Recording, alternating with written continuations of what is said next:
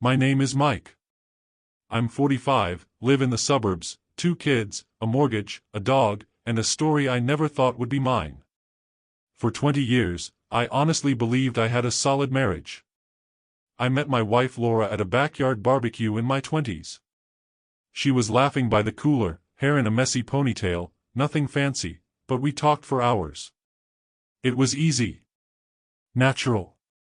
I went home that night thinking, I could build a life with her. And I did. Crappy starter apartment, burned frozen pizzas, cheap furniture, arguing about dishes and money, then laughing in bed like idiots. We worked, saved, bought a house. We had 2 kids. Late nights with crying babies, early mornings with coffee and no sleep.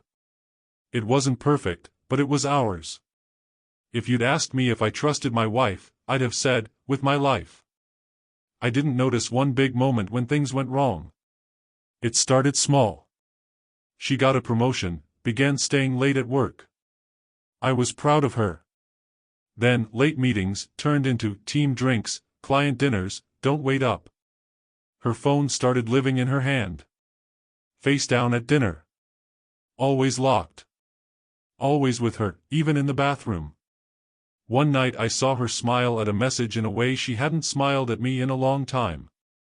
When I asked what it was, she locked her phone and said, "Work stuff." Nothing crazy on its own. But once you feel that shift, you can't unknow it.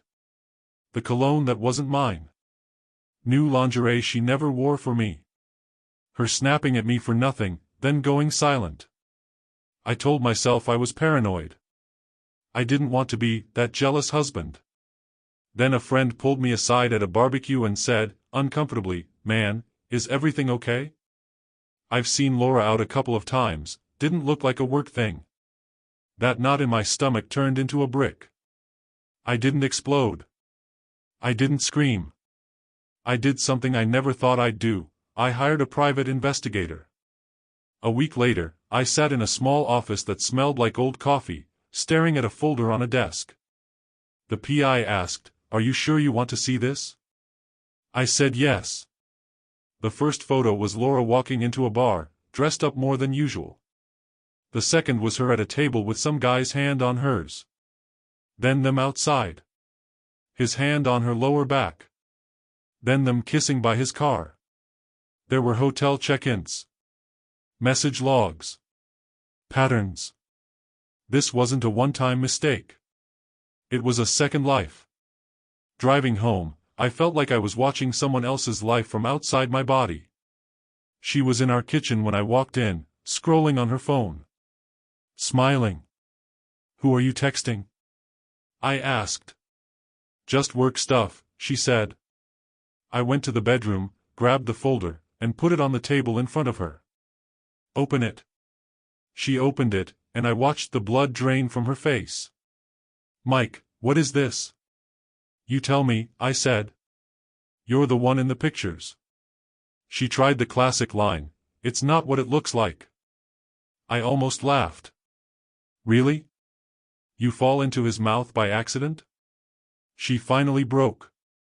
She cried. She said she was sorry. She said she felt lonely, unappreciated, that it just happened, that she never meant to hurt me. She admitted it wasn't just this one guy. There'd been others. Some short, some longer. I sat there listening, feeling nothing. Just cold. She reached for my hand. I pulled away. I couldn't stand the thought of being touched by someone who'd been touching other men behind my back. I didn't blast her on social media. I didn't tell the kids. I moved into the guest room, told them I was snoring too loud. At night, while they slept, I met with a lawyer. I went back to the PI. I built a case. My lawyer, Angela, laid it out straight. "You have strong evidence. If you want primary custody and to keep the house, this helps." I didn't want to ruin her life. I wanted to protect my kids and not lose everything I'd built while she was busy, feeling lonely, in hotel rooms. When her parents called, confused, I told them the truth. They didn't believe it, until I sent a couple of photos. Their shock was real. Over time, they quietly shifted to my side. They still loved their daughter, but they were disgusted with what she'd done. They started visiting the grandkids at my house, not hers. Court was clinical and cold. Our 20-year marriage turned into files, evidence, and schedules. The judge saw the photos, the messages, the pattern. Her lawyer talked about her being emotionally neglected. I told the judge, I'm not perfect, but I never broke our vows. I'm asking for stability for my kids. In the end, I got primary custody. She got visitation. I kept the house so the kids didn't have to start over completely. Assets were split, but not evenly. The court acknowledged what she'd done. She moved into a small apartment. The guy from the photos didn't stick around once divorce papers and real life showed up. Some friends stopped inviting her. Not because I told them to, but because they didn't know what to say to someone who'd blown up her family like that. At home, I focused on the kids. I cooked, packed lunches, helped with homework, drove them to practice. We kept movie nights. We created new routines. I never badmouthed their mom in front of them. Whatever she did to me, she's still their mother. They'll figure out the truth about people in their own time. For a long time, I was angry, humiliated, and ashamed. Not just of what she did, but that I didn't see it sooner. I started going to the gym. Saw a therapist. Slowly, the constant pain turned into a scar. Her own parents mostly come to my house now for holidays and birthdays. They're polite to her, but their emotional home base is with me and the kids. That's something she did to herself. Consequences. People love to say, if my wife ever cheated, I'd leave that day. Reality isn't that clean. There are kids, finances, a shared life. You don't just walk out with a backpack. But I will say this, once trust is gone, it's gone. I could forgive for the sake of my own sanity, but I will never trust her again. And I don't have to.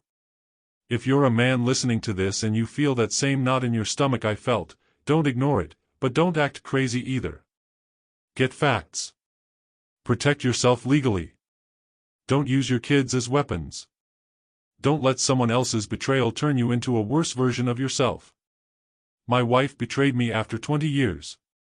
She lied to my face, built a second life behind my back, and thought I'd never find out. But she didn't destroy me. I'm still here. I'm still a father. I'm still a man who believes in loyalty, even if she didn't. Some mornings I stand at the kitchen window with my coffee, watching my kids joking around in the yard, the dog running circles around them. And yeah, there's still a sting.